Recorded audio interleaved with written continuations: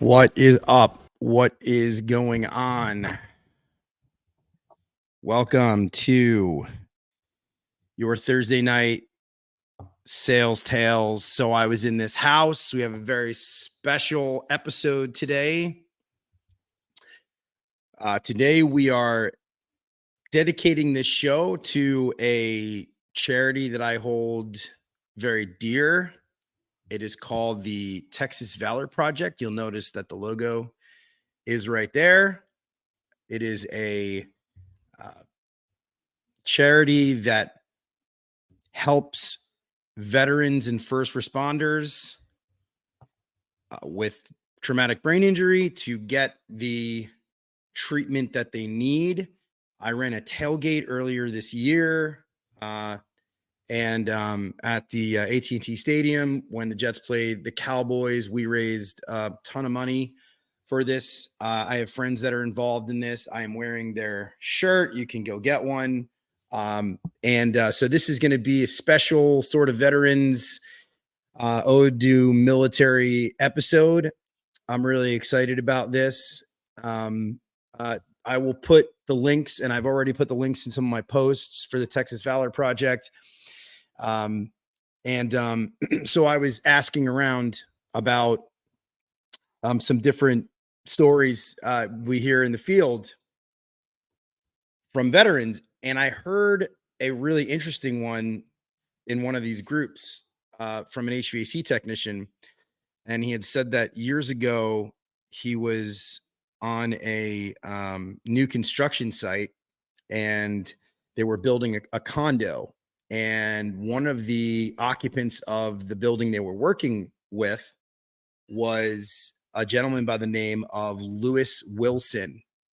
And so Lewis Wilson comes out to his, I guess his patio, his deck, comes out the door, and he yells down to all the construction workers and all the guys working. And he goes, "Hey, which one of you guys are veterans?" And, a few guys raise their hand. He goes, "Come on up here." And they all go up there and he serves them breakfast. They all eat breakfast together. And he invited them in. And they walked around, and as soon as they walked in, all of the construction workers stood at attention. And the way that he told this story, he goes, "Well, look up why they stood at attention." And they stood at attention because Lewis Wilson won the Medal of Honor during World War II. You can look up this guy. Pretty cool story. Lighthearted. There's a lot of stories that are not so lighthearted that I've had with specifically with veterans that have had traumatic brain injuries. And that's why this charity is sort of, near and dear for a number of reasons. So donate, get involved in some way. I think they're doing a chili cook-off pretty soon.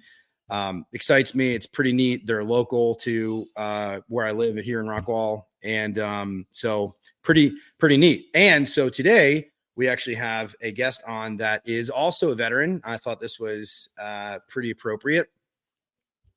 Before we get to our very infamous and special guest, I just wanted to make a couple of announcements. The response to this podcast has been amazing. Last week, we had there, I could see like statistics and all this kind of stuff, and not that it really matters, but there was an engagement of something like 25,000 people. It blew my mind. I mean, we started this thing, less than 2 months ago, and we're having that amount of people. So just absolutely incredible. A lot of that had to do with the fact that, Jennifer is so popular. So very, very cool. So Texas, going back on this Texas Valor Project, visit their site, donate if you can. Like I said, their logo's right here. I'm wearing their shirt. Very, very cool charity. And a really, really quick story. And this is less about like a tale, but I got into a car accident about a year ago, a little less than a year ago. And to show everybody, display how traumatic brain injuries can affect your life, it is mind blowing. I was hit from behind, and the Suburban crashed into me. I mean, full force. I don't even know how fast they were going. My head swung back. I hit the back. I hit the headrest, and within minutes I was concussed. I went to the hospital, and I remember the experience that I went through was, it was traumatic to say the least. There were times I was trying, when I went home some days later, and I was trying to just play guitar, and I couldn't, my fingers couldn't even grip the guitar. I couldn't even play. And this is just a concussion. And so this particular charity is for those traumatic brain injuries. I can only imagine what these veterans have gone through. And me, little old me, just having, a concussion, which it was pretty severe. It was a pretty severe concussion. I had to go through treatment and doctors and neurologists and all sorts of stuff. But the point is that it can just cripple your life. And there were times I couldn't, guys, I can get to the gym and with the best of them, and I couldn't even function. So the fact that this organization is putting forward 100% of their proceeds and their fundraisers go to getting veterans the treatment that they need for traumatic brain injuries is really special. So please, if you get a chance, go and donate. That being the case, I want to make just really quick, two quick announcements. This is now sprung into, we're going to do an episode coming up called Tattoo Tales. And this is amazing. I have a friend of mine. His name is Ian Jones. He is a famous tattoo artist. He works with Oliver Peck. You guys know Ink Master. He has tattooed for 20 years.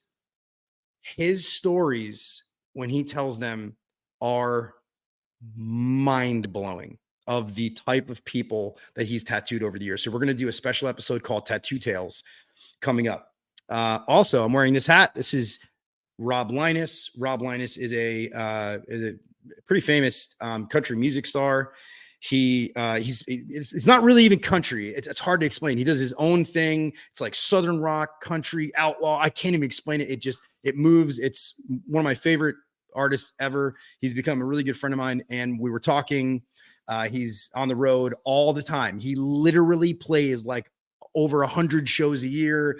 He travels around the country. He travels around the world. He's actually traveling to Europe coming up for a festival that he got invited to. And we're going to do a Road Tales. And so this is going to be a whole lot of fun. So we got Tattoo Tales with Ian Jones, and we got Road Tales, all right, with Rob Linus. And check out Rob. He's really cool. Ian Jones. So Ian is Jonesy Zaps on like Instagram. He's got like 11,000 people that follow him. He's incredible. And then Rob Linus, Lines, and he's got millions of streams on all these platforms. Okay. So without further ado, I want to bring on our guest here, our guest who needs no introduction. His name is Brandon Stowe. I will welcome Brandon to the stage. Brandon, what is up, buddy? How's it going, man? And hey, I just wanted to say real quick, a big thank you to the patrons at the Texas Valor Project, and a shout out to all they do for the vets, and with the help and resources they provide, especially. I got lucky. I had a very, like you said earlier, a very fluffy time in the service, but I had a lot of friends who didn't, and those organizations helped tremendously. So really cool that you brought that on the podcast, and that they're sponsoring it today. Brandon, tell us about your time in the military very quickly. Okay, you were actually an HVAC tech in the military. Yeah, I did two things in the military. When I first went into the United States Air Force, I was a 3 Delta, which is a cyber transport. We basically, do all the boring cybersecurity stuff and get people so you can Skype, your family out in the middle of, nowhere, right? So we put up the networks and things like that. And then later on, I'd done HVAC since I was 12, so I had an HVAC background. And I started talking to the guys in the HVAC departments inside of the Air Force, and they kind of had a spot open, and they already were coming to me for advice and things like that. So when I transferred into the Air National Guard, I transferred my job as well, went into HVAC, and started actually when I got in to the HVAC side. I believe I was E4 at the time, and I had pretty much our tech sergeants and things like that were all following me around, trying to learn from me on how to address problems in the what we call FDOCOs, which are field deployable environmental control units. These are the units that get deployed. They have two big hoses on them that attach to the tents and things like that, and you can basically get air conditioning out in these hot climates.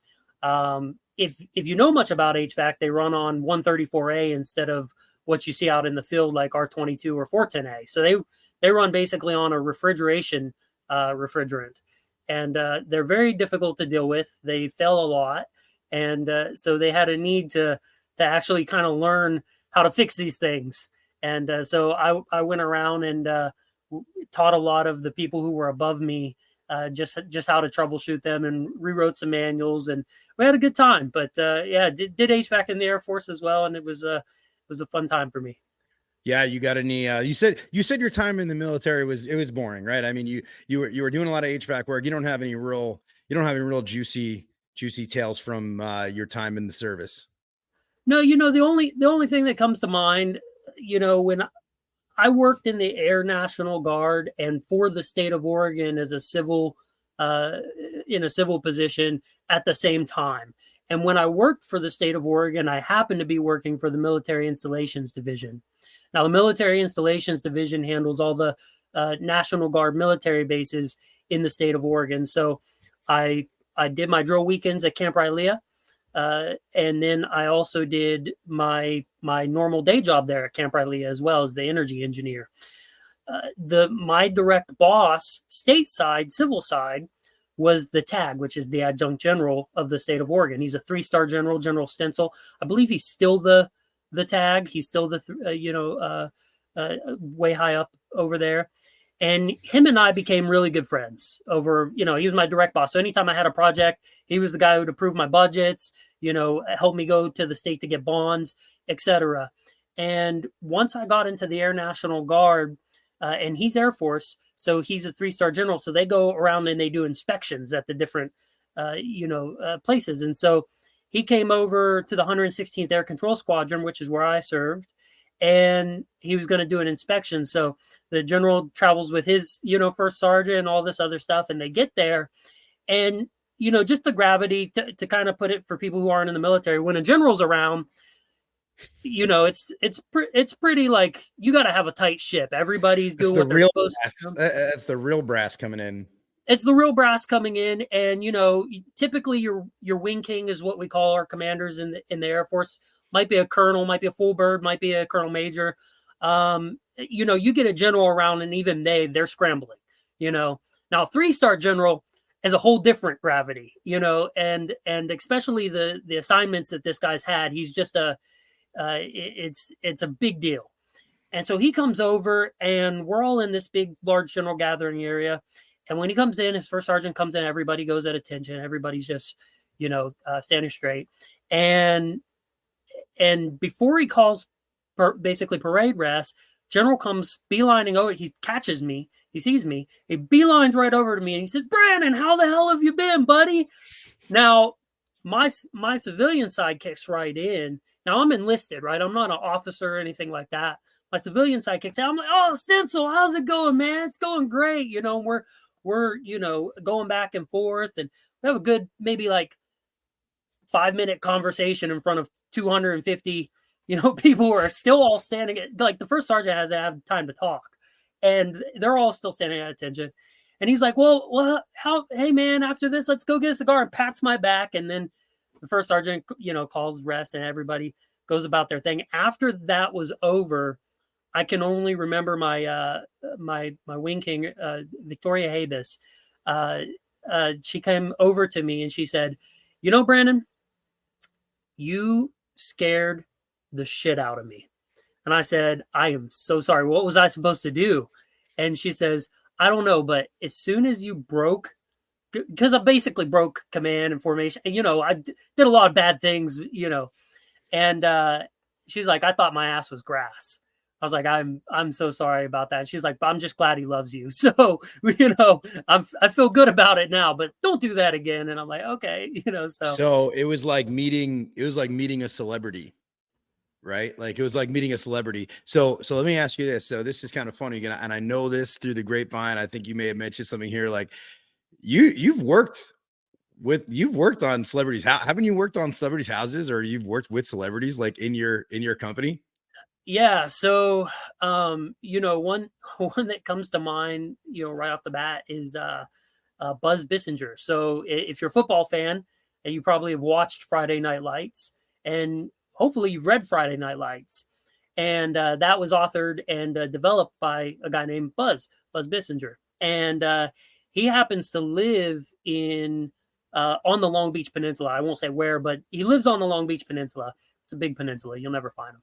And, and he's pretty secluded. But we did a job over there, and I got to know him really well. And we started talking.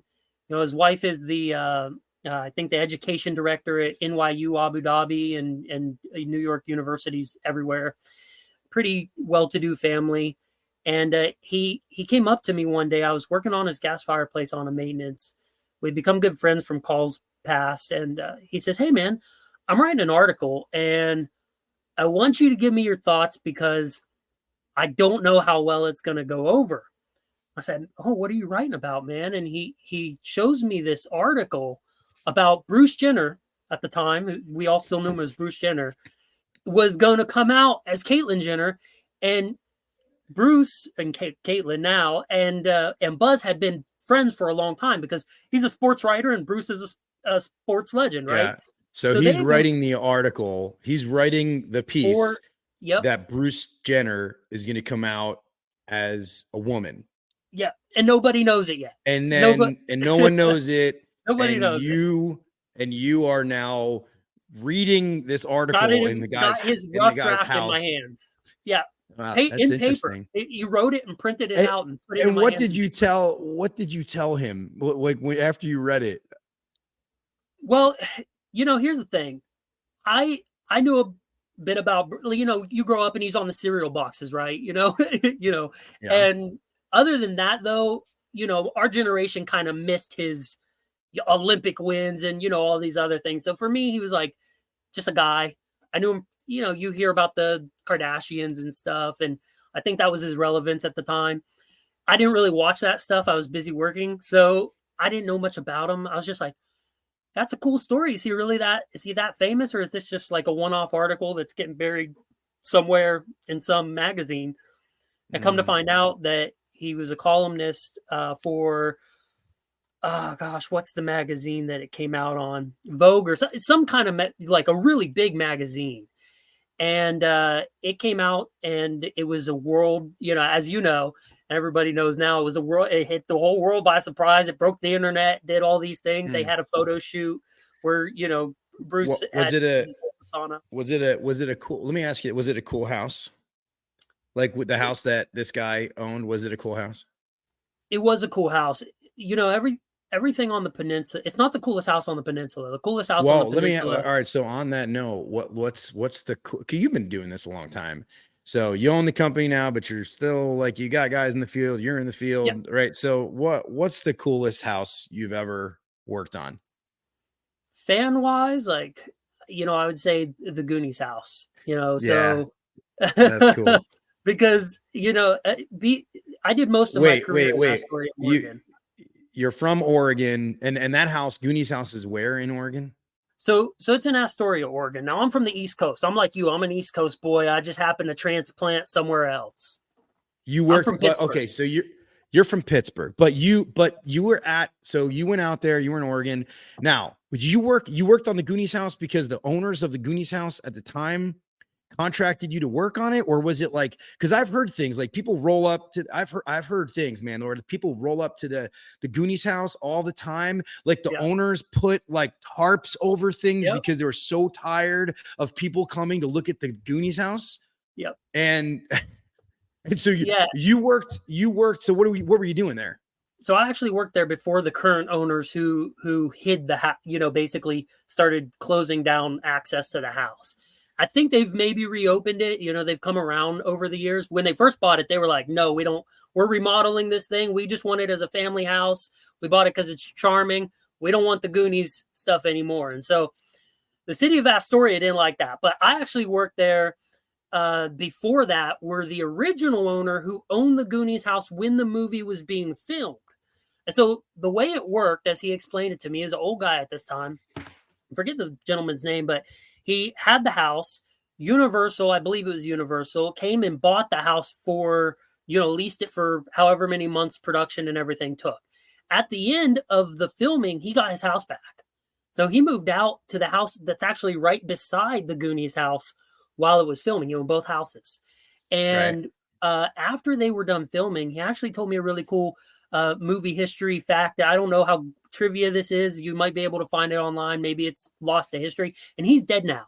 He died a few years later.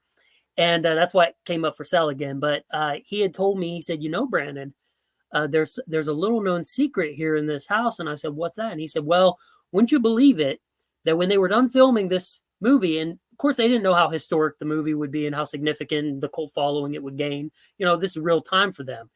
He said, when they were done, they didn't want to pay to dispose all of the props or ship them all back to, someplace in Hollywood or things like that. Instead, and actually to his dissatisfaction, he didn't know they did this. They dug up his yard and buried many of the movie props in his backyard. And so he's been uncovering them. And he showed me several, but he'd been uncovering them for the preceding. So you buy it? You buy it? You think it's true? The props he showed me, some of them were fairly weathered. They looked like they were dug up. So I don't know if he did that or they did that or they came that way because movies, they age things. But he had good stories. So whether it was true or not, I'm gonna go ahead and take him at his face value. He has the Goonies house. How are you gonna argue? You know what I realized too is that I have run calls where you're talking to a liar. And I'm not saying this guy was, but sure. You ever just realize you're like, I am talking to somebody and they are just straight, like every sentence is a lie. You're like, okay, yeah, sure. And of course for me, in sales, I'm like, yeah. Oh, that's a sure. That's good. Yeah. That's a good story.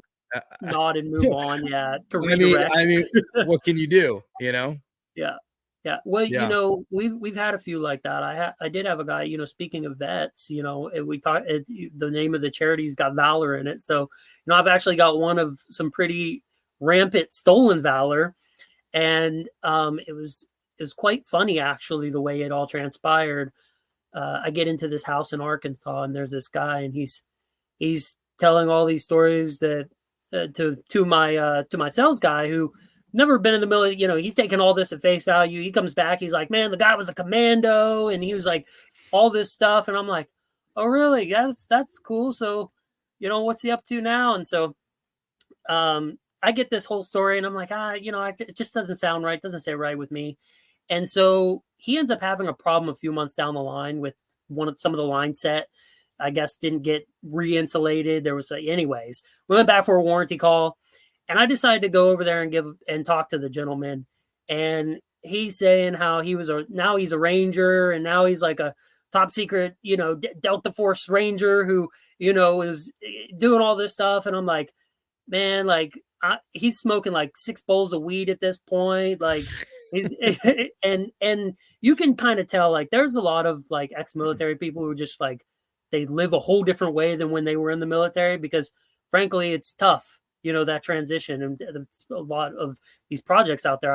I represented the 22 a day project for a long time. In fact, I spoke about that at the Veterans Day ceremony to a bunch of Vietnam War vets.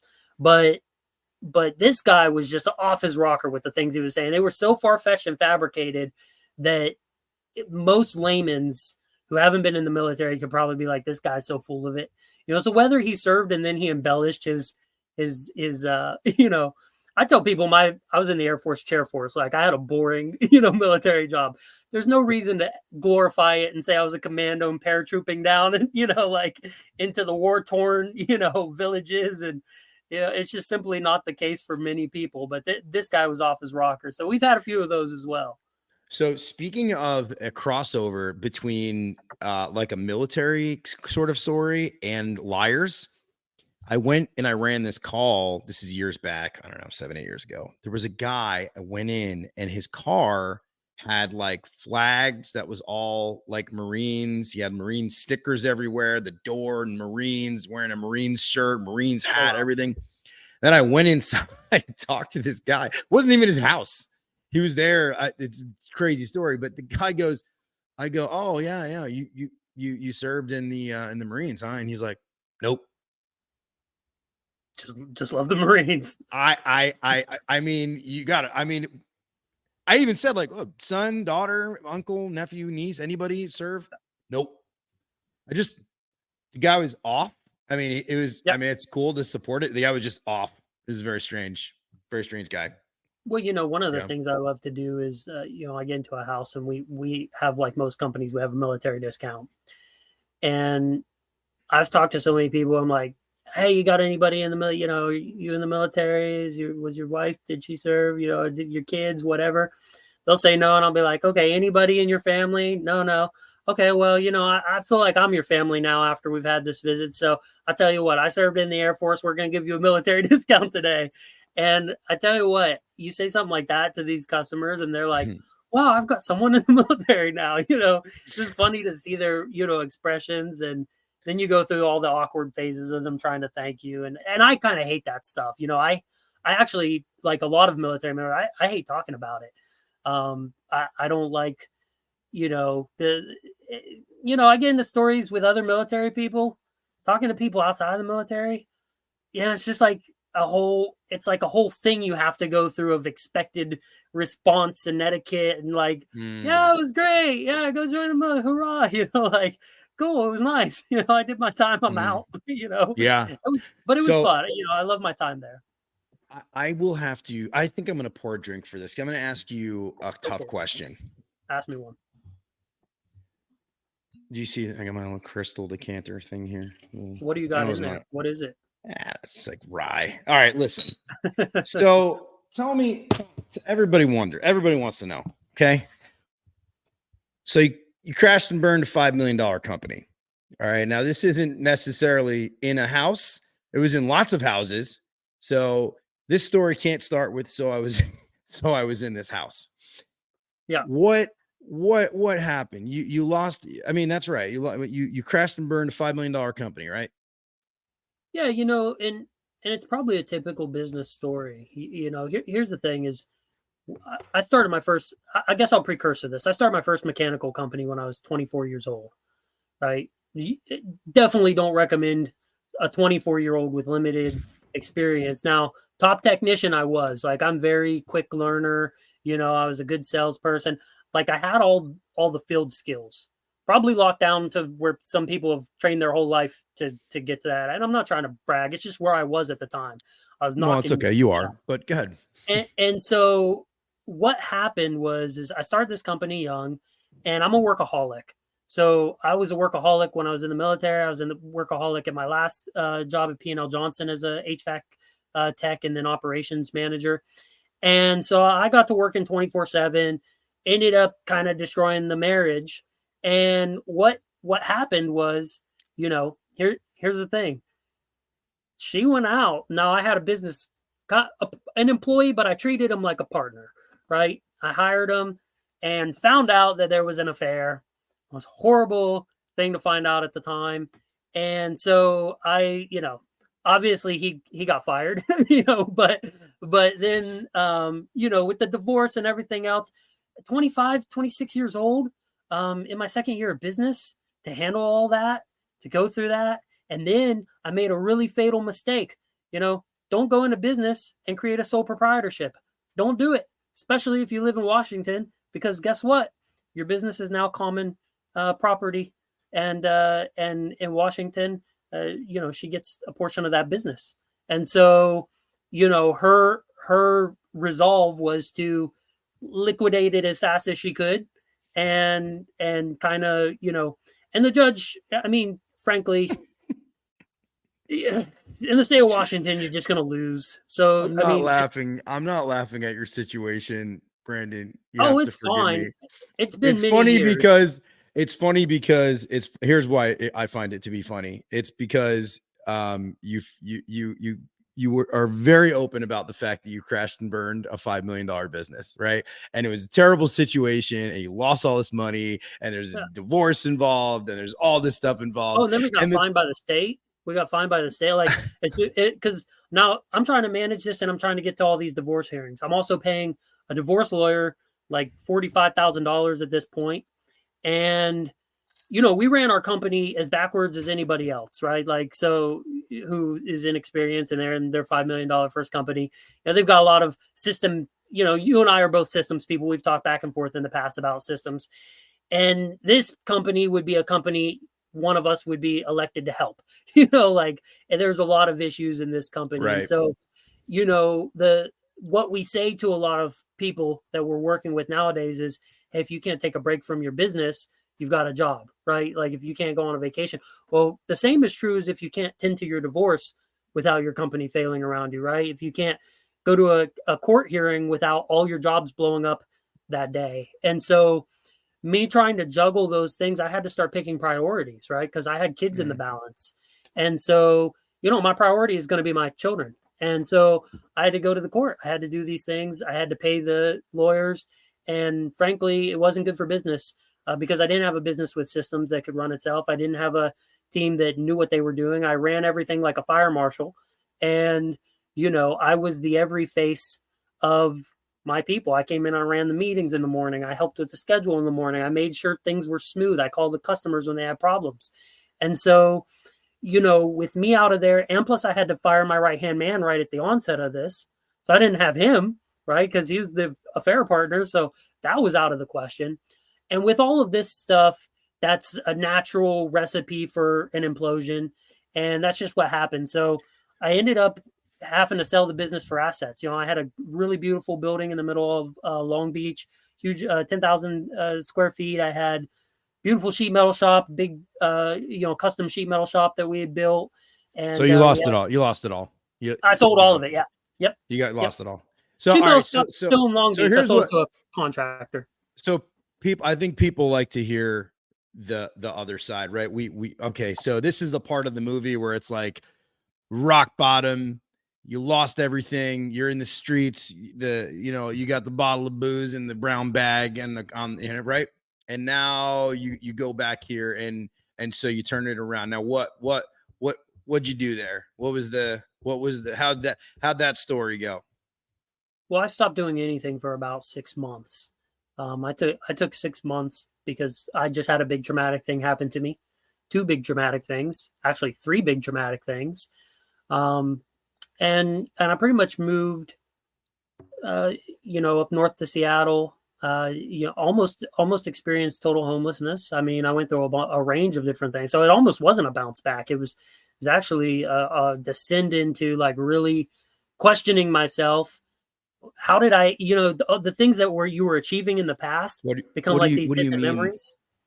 Go into that. What do you mean homelessness? Like, tell me, like, I almost lived in my van. Yeah, I kept 2 vans from selling everything. I had 2 vans left over, 2 almost brand new Chevy Expresses. And when I took everything into Everett, into Seattle, Everett's actually where I lived. It's funny, your name's Everett.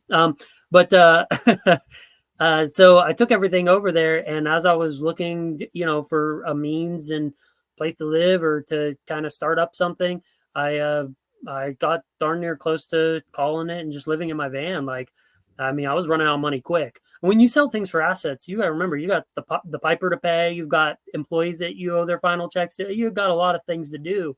And so just making it at that point was really difficult because we did $5 million, but we put the production of a $7 million company, into you weren't customers. you weren't making. I mean, you were building. We were underpriced.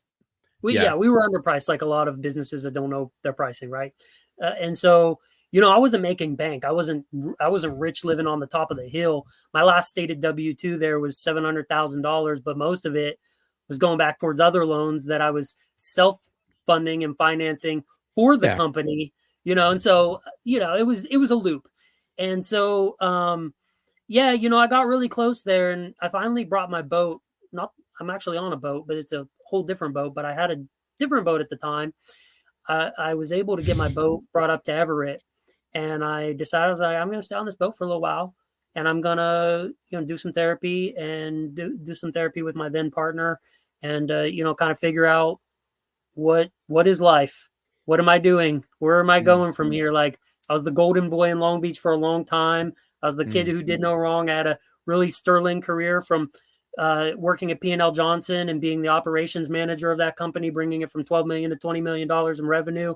I went to the state as an engineer, was the youngest engineer in state history, had a great National Guard service record, honorably discharged. Everything. I had a white picket fence and a nice house. Everything was pretty much a semi-charmed life up to that point. And so I really had to go through a lot of self-discovery and say, where do I take it now? What am I all about, and whose fault is it? So I got into Stoicism and really just kind of realizing that my pain comes from me, and the things that I do in life are my things and not other people's things to fix.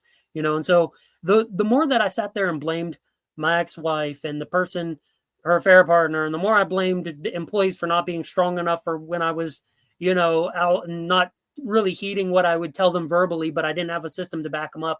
So I had to go back and say, well, why did they do that? Why did they do that? And it all comes back to me, right? Like, how did I set my expectations? How did I bring it back out to so that they could actually get what I'm doing other than just in the moment? This is really really insightful. Thank you for sharing this. Yeah, no So problem. I want to dig further, because this is like, most people don't know this stuff.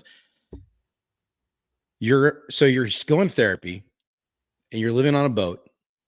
And so now how'd you turn it around? I mean, you started looking within, trying to figure out what's the next step. Where's Brandon going to go? Two companies. First company is I met a fella on Indeed, actually, or not. Yeah, I think it was Indeed. He messaged me on Indeed. I uploaded a resume. I was going to do what a lot of people who fail a business do. I was going to just go back to work. So I put my resume up, and a guy named Dwight Miller messages me, and he says, hey, man, I really like your resume. Let's talk. I talked to him and Derek, and turns out they were starting up a company called Lifetime Heating in Snohomish. And so I got involved with that. I brought my stuff. They said, well, let's do this. We're starting up this company. It's brand new. They came from BDR companies. They had a lot of good experience, in their sales. It seemed like really genuine people. And so they brought me in, and we were going to do a partnership and basically take over Snohomish. I think now Lifetime has maybe like 1,000 or 2,000 reviews, a highly regarded company in Snohomish, beautiful company. And then they brought in Matt Allred and Dan Allred from Allred's Heating in Federal Way. And we were going to do a 5-way partnership. We got the lawyers, we were drawing up all the contracts. Everything was going beautiful. We were doing jobs together. We were kicking it out of the ballpark. And really, between what Dwight and Derek's vision were and what Dan and Matt, my vision was, we kind of, at some certain point, we decided to kind of all go our own way. So they went and stayed with their Allred. They didn't merge it with the company. Dwight and Derek ended up continuing to run Lifetime. And I started a company called Thermal Tech Refrigeration, because my heart at the time was out of residential and I was into commercial. And so I want to pause for a second here. So a lot of people don't know a lot of the industry lingo. Just so basically, Brandon worked for an air conditioning company and decided to go into more coolers, like restaurant refrigeration and like trucks, whatever. Yeah. Also supermarkets, all this kind of stuff, right? So. Yeah.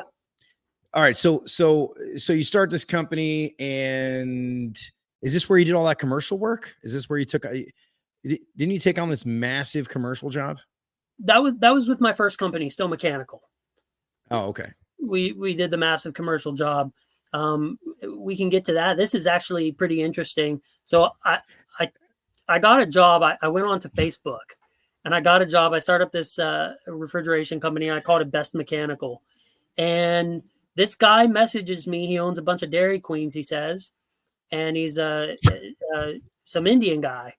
And he's like, I got a bunch of Dairy Queens. Come and work on my Dairy Queens. We need a new refrigeration guy. I was like, sweet, good, solid contract. A lot of Dairy Queens.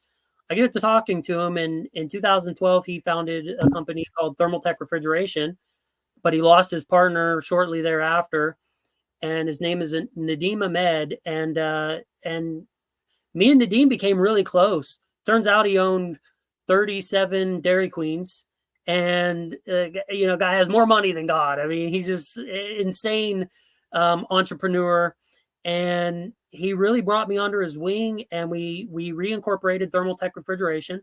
I became his business partner, and we started petitioning 7-Elevens and Dairy, his network, right? Like the Indian people network. Right. If you're gonna do Dairy Queen, you might as well do might as well do 7-Elevens. I mean, what else do we got in there? Well, we Some were gas looking at stations. Yeah, we were looking at a company called Source Refrigeration, and they had a really great maintenance program where they would charge small businesses like that and small little fast food restaurants and stuff about $1,000 a month, and it would include all their maintenance, and things like that. And so we started striking these contracts all up and down Washington, and ended up building. In the first couple of weeks, we already had a pipeline of $300,000 to $400,000 a month of work in commercial refrigeration, and so right back, on top of things again. We got a beautiful building in Lakeside, which is by Tacoma, and started going on. Hired a bunch of refrigeration people, and we started doing maintenance. But you had some crazy nights out, right? When you were working there, you had some interesting. Yeah. So again, that's Stowe Mechanical. This is probably a good segue back into the first business. So businesses. The reason why I asked this is because, and I love hearing. I mean, your stories were pretty cool about this bounce back and now Cracker Jack and all this kind of stuff, and you've obviously created all these businesses. And one of the things about this podcast that's I think refreshing for people is that it's not a business podcast, it's not a business building podcast. Your story is just interesting, which is why I've loved hearing it. So let's get into that. So we've got a decline, right? It's Stowe Mechanical. This as the divorce stuff is happening. Once the divorce was finalized, I had the company just for a little while longer, right? So I was trying to keep, I wasn't just trying to shut it down. I was trying to keep it going. Trying to keep the lights on, brother. Yep. I was fighting. And so a losing battle, but I was fighting. And at the time, we had just got fined by the state of Washington like $40,000 in electrical fines because the company we were contracting wasn't reporting. They weren't taking out permits on the jobs we hired them for. It was a shit show, and so I took out $20,000 in cash, and I went to the bank. It was just one of these things. I knew it felt like doom and gloom. And so I was like, I'm just going to take this out in cash just in case, like, the state's coming for me. And that's probably, I don't know, it might be borderline fraudulent. Don't do this. That's like, that's like the natural thing to do, right? I mean, you're like, okay, everybody's coming for me and I need, I want to make sure I've got at least some sustenance. So I'm going to take $20,000 in cash out of the bank and put it in my wallet. Took $20,000 out, and I went to the bank, and when I withdrew the $20,000, the bank teller people, they were very nice and friendly to me, and they invited me to the bar that night. And so I decided to go out and go to this bar, and ended up getting lit and partied till 4 a.m. in the morning. It was in Astoria, in Oregon, in the same area. Right, we were right down by the Goonies house. Hold on. So you've got the $20,000 in cash from the bank. Put in a white envelope. In your pocket. In an envelope, yep. And you get invited by some employees at the bank to go out on a night out. Yep. Okay. And But you didn't go home and put it in your safe or anything like that. nope, You kept the no. $20,000 on you. Yeah, I pulled out like $1,000 to spend at the bar. And and so we Yeah. get there. I'm getting drunk. I'm buying everybody at the bar drinks on the dance floor. We're having a good time. We get back to some apartment. I don't even know where I ended up at. And I wake up the next morning, and I remember that we held a taxi. I ended up throwing like $500 at the taxi cab driver, like just threw it in the car. I didn't even know how to count out money at this point. I just thought, take this. They're like, okay. Oh my gosh. And What an I wake up and I call my buddy Carson, who worked for me. He was one of my employees, and I said, Carson, come get me. And he's on my free. He might see this. But I said, Carson, come get me. He's like, Brandon, it's like 6:00 in the morning. I'm like, come and get me, man. I don't know where I hear. I'm sending you my ping. So I send him my ping. He comes and grabs me. I was like, take me to Astoria. I need to go to my vehicle. I've got something in there I need to retrieve. So I'm remembering that the $20,000 in the envelope I left in the car. And I get there and I don't know. I forgot to lock the car doors. I made a Oh grave my error. I made a gosh. horrible mistake. Oh The money my was gone. gosh. Everything was gone. They ransacked the place. And so I lost $20,000 in one night. And ended up the next day I went back into Monday rolled around. Wait, hold on. We got to dig here for a second here. So was there anything else missing from the car? Yeah, I think there was like some like clothing items, like a jacket and a hat and whatnot that were missing, but not much. I think they took my aux cord. So you left your car door unlocked with 20 G's in it. Yeah. And you go back and it's missing. Oh my god. And it's cash. So what can you do? Like I'm trying to see if there's security footage, but we didn't get any good leads. I mean, the money was gone. And so I go back in Monday to the business, and I'm determined to get that $20,000 back one way or the other. So put my sales guys on notice. My guy Carl Hintz, who was selling duckless for me at the time, we were the duckless leader in the area. And I tell Carl, I say, Carl, I'm coming with you on all the leads. We're going to close every single freaking job. The next 2 days we're in close. Yeah. We're in close freaking. And so you're short 20 G's at this point in time. You're like, okay, I got to go make some money. We went out and sold everything. Like there wasn't a job we didn't close. I mean, we sold every single job in 2 days. I didn't, you never get the 20,000, but you can't make up for that loss. Right. But I got it back to where there was no issue for the, $20,000 being lost. You could make payroll. Yeah. And, but that again, like, telling that story is kind of fun now, but during the time and soon after, the issue is you had to look at yourself and say, man, is this the kind of behavior that you expect to have leading a company? Is this the kind of behavior that's going to like serve you for the rest of your life? And you have to realize like, man, maybe I'm in a bad place. Maybe this whole thing is affecting me. Men hide trauma really, really well, right? Like men do not talk about it. They don't talk about their issues or their problems or the things they're going through. And there's no support circle, because men don't have a support circle of other men, like very rarely. So I had to work through a lot of that. Hold on. So now this brings me up because I heard about this other story. So talking about men and talking about jobs and talking about bad decisions. You had a very interesting commercial job that you did, like a huge commercial job that you did. And you later found out about something crazy about one of your employees. Tell this story. What is this about? Yeah, I know what you're talking about. So wherever you found this information. So I had a guy that I hired. I have my sources, Brandon. I have my sources. His name was Mike. People know me. People okay, talk. I'm kind of a big deal. If you didn't know, I guess my apartment is filled with many leather-bound books and smells of rich mahogany. Oh, wow, very good. And yet it's just rye in the decanter. I don't buy it, but I love it. So we hired this guy named Mike. Mike was a cool guy, and he had some experience. And I had just sold an $850,000 refrigeration job. This was replacing an old rack system, which a rack system is basically the condensers, the refrigeration units that run all the cases that have all the cold food in them in the supermarket, right? So Yeah. all the It's a big background job. stuff. It's a big job. Yeah, it's a big And job. so we approached these jobs really tactfully. We put some refrigerated semi trucks out there, gave them 0 downtime turnovers. It was really beautiful the way we had this strategized. And I hired this guy named Mike. He comes in, and I get him on this job, and we have a basically 2.5 week timeline to run this refrigeration piping from 4,000 feet of 1 3/8 and 5/8 tubing. It's irrelevant. You had a big job, right? And you hired Mike, who had a lot of experience. Well, this is why it's relevant. So 2.5 weeks to pipe in something like this, and I get back on the second day, and I'm going to go walk the job site and inspect how everything's happened.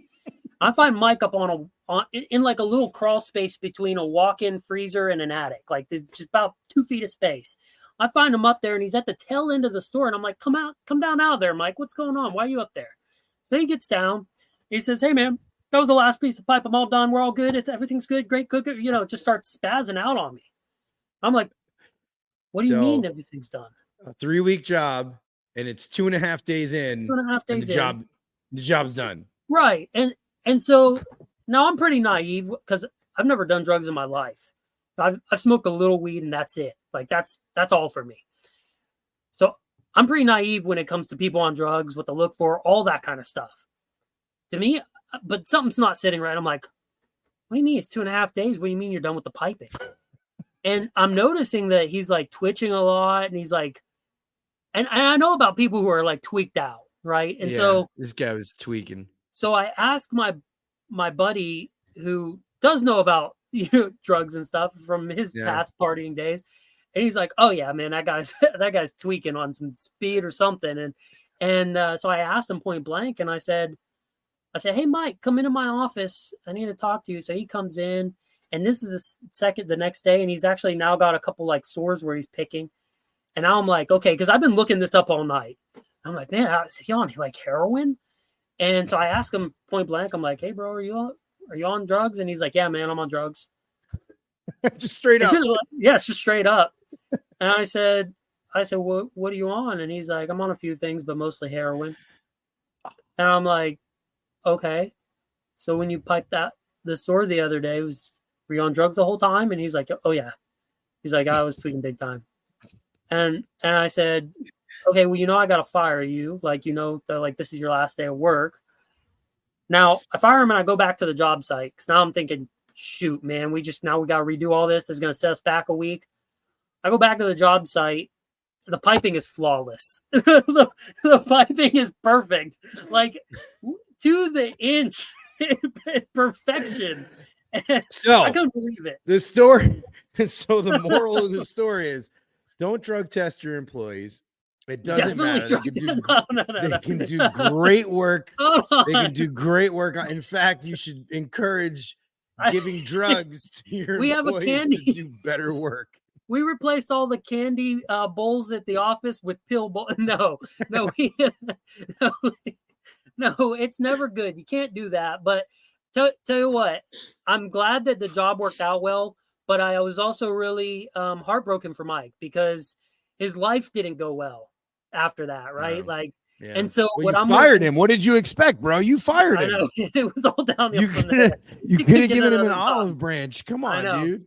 And so, for me about people, right? Like, I actually wouldn't have cared if the job took a week extra. If my people are healthy and doing the best they can, that's really important to me. It was very lucky that job turned out the way it did. I got extremely lucky because that's probably the rarest case. If someone's on drugs, they're most typically destroying your job site. We've had a few since that have done the opposite, but you root them out.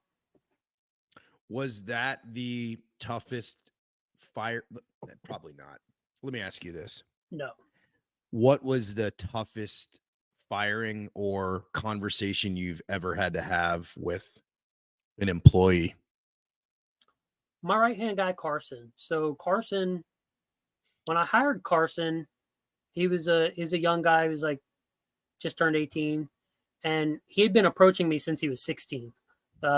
We did all the work at the place that he worked at, the store that he worked at. And so every time we go in there and do work, he was super outgoing. He would just come up to me and be like, when can you train me? I know what I want to do with my life. I want to be an HVAC man. And like, just for years, he would approach me. I'd be like, man, I can't hire you till you're 18. This is just one of those trades. You got to be 18. And so he turned 18 and he approached me again. He said, I'm 18 now, man. I've been waiting for 2 years. I'm like, how could I not hire you? So I hire him and we train him. He becomes basically like kind of like my errand guy and parts runner and my right-hand guy, right? And I get really fond of Carson. And he's just a kid who's always trying, and he's a good, honest guy. But it took a while to train him. And even after he was trained, he just kept making just the simplest mistakes over and over. He'd have correction. The managers would correct him. He went out with several different journeymen, tried switching him up. I sent him through the Northwest College of Construction, and it just never clicked. He's just not a mechanical guy that way. And so after a bunch of complaints, some from customers and some from fellow employees who felt like they had to babysit him all the time, I had to make the decision to let him go. Now I have a firing ritual, and I fire everybody the same way.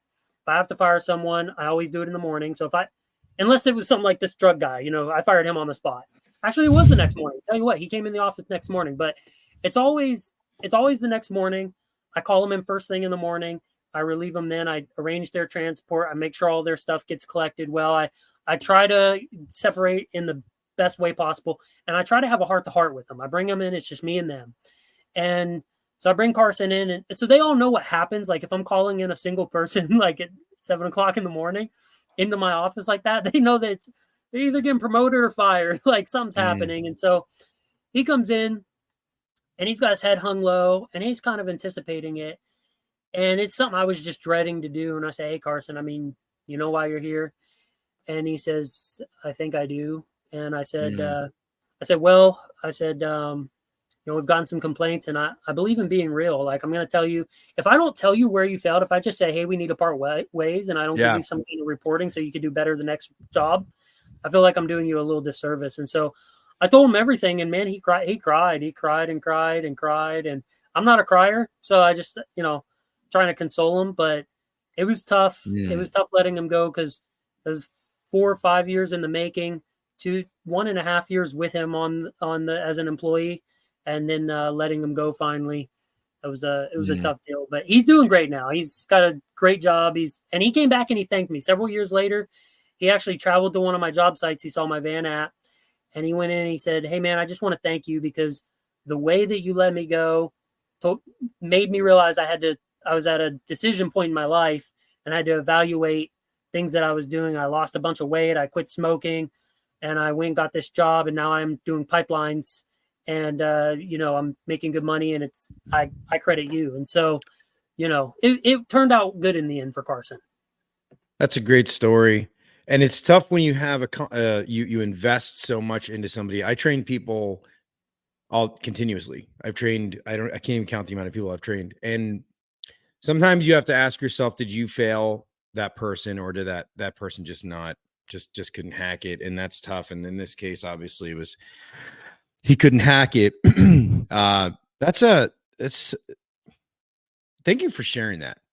Yeah, man. Because that is it's introspective, because we pour so much into people as leaders, and sometimes it just doesn't work out, and it stinks, because it's a time investment for you, and it's a time investment for them. But letting them go was the right thing to do. Thank you for that. That was good. And by the way, if you would have asked me the second hardest person I fired, probably be myself. So I want leaders to hear that too, is like, it's also challenging to let go of the things you're not, and realize that you're not fit for a certain position.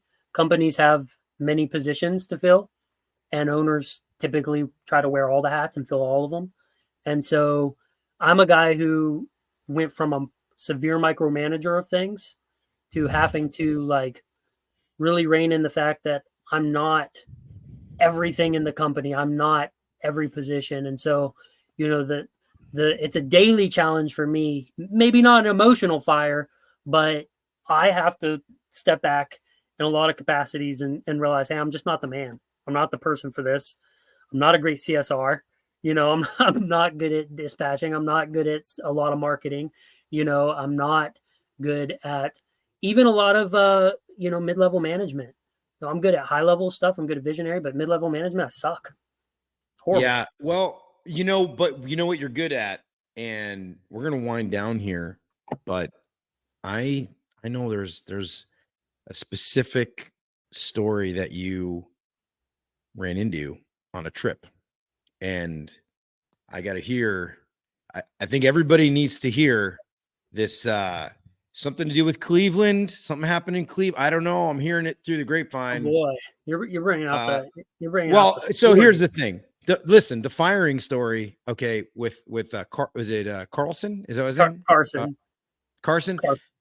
It was. I mean, heartwarming. I mean, that was So it got ended with a banger. Yeah, it was heartwarming. I mean, it really was. I mean, that's a great story. I loved hearing that. No, seriously, I in fact, it came out of left field. I'm glad that you shared it, but I heard something happened in Cleveland that maybe you're not so proud of. So I'm sorry to put you on the spot, but I'm gonna just ask you, okay, and tell the story of what happened in Cleveland, Ohio, because I heard things happen. Oh boy, I'm gonna precursor this story. So up until now, most of the stories we're telling have happened a decade ago. So I want everybody to know that, like, okay, you're gonna precursor it with it didn't happen anytime recently, and there definitely you go. not. Now, old Brandon. All right, now on with the boring Brandon stuff. Let's go, man. Old Brandon was a fun Brandon, and Fun Brandon had some really good times in Cleveland. And the story goes this is going to take about 3 or 4 minutes to explain. So just bear with me. It starts off the back of actually selling that $800,000 condenser job. We sell that job, and the guy pays $450,000 up front, just strikes up a check, hands it to me, and says, let's get this job going. He also pays first-class tickets for us to go to Cleveland because we were sourcing our refrigeration units, these rooftop rack systems. They're very rare. You got to go places to get them. We're sourcing them from Cleveland. They had just come off of a Walmart. These were used rack systems that just came off of Walmart. And so we had to go check them out, make sure they were good, that they sealed them up right, the whole 9 yards. So I get these first class tickets with my business partner, the one who would eventually have an affair with my wife. And we go to, right, it's crazy. And we set off and get to Cleveland, Ohio. Now, when we get there, we do a few things first. We've got all this money, and so obviously we book at the Ritz-Carlton. And we get a Dodge Challenger to drive around in, which at the time, that was just cool for us, 2015. And we feel like we're high on the hill. I've got all this money in my pocket, and we took our commissions up front on that job, so we were doing pretty well. And I decide, let's go to the casino. Let's go out and have a good night. Let's just not just be here for business. So me and him get out to the casino, and if you know Cleveland, the Ritz-Carlton is basically directly connected to Jack's Casino on the waterfront there. And oh gosh. Well, Brandon apparently has AT&T service because he is completely frozen. Oh man, funny. The internet. Well, I'm not going to finish the story for him. I guess you're just going to have to ask him directly. But apparently there were some events that happened at the Ritz-Carlton that you're going to have to end up asking him yourself. Well, Brandon's frozen on my screen, and I'm just going to go ahead and and make the couple announcements. I made these earlier just so you guys know. We have Rob Linus, famous country southern rock, whatever you want to call it. Rob Linus, Leines. He's coming on the show to do road tales about his travels in America. And then we got Tattoo Tales with Ian Jones, who is like a crazy tattoo artist, works with Oliver Peck. Incredible tattoo artist, has amazing stories, blow your mind stories. Incredible. And then the most important thing of this this episode here. It was Texas Valor Project. Make sure to donate to Texas Valor Project. I think we got him back. I think we got. All right, so you're gonna have to speed. I almost made my final announcements here. You're gonna have to go ahead. This is the danger of being on a boat, but I'll just continue. We'll close it up.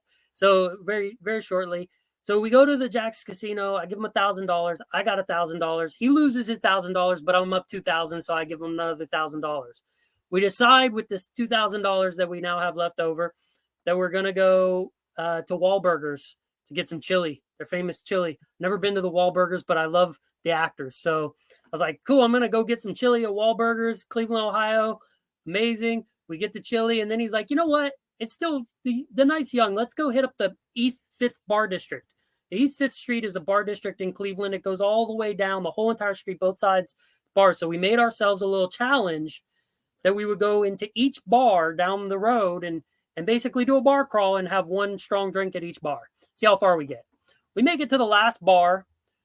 We're drunk as could be, and we end up bowling with each other. We're doing $100 bet on bowling. I lost another $1,000 in bowling. And at one point, it's time to get back to the hotel. Now, this was right in the middle of the Black Lives Matter stuff. It just started happening. And I am wasted beyond the most wasted I'd ever been in my life. You're in Cleveland, you're wasted, and you just bowled and you lost a bunch of money. And lost a bunch of money. We're on the sidewalk and there's a panhandler.